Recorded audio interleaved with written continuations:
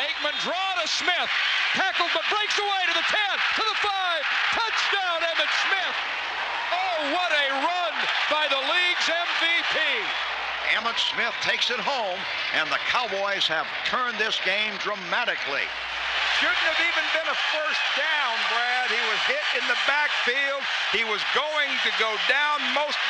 Almost all backs would have gone down, but he shakes a tackle, moves back inside, outruns everybody else, and the Cowboys have the lead.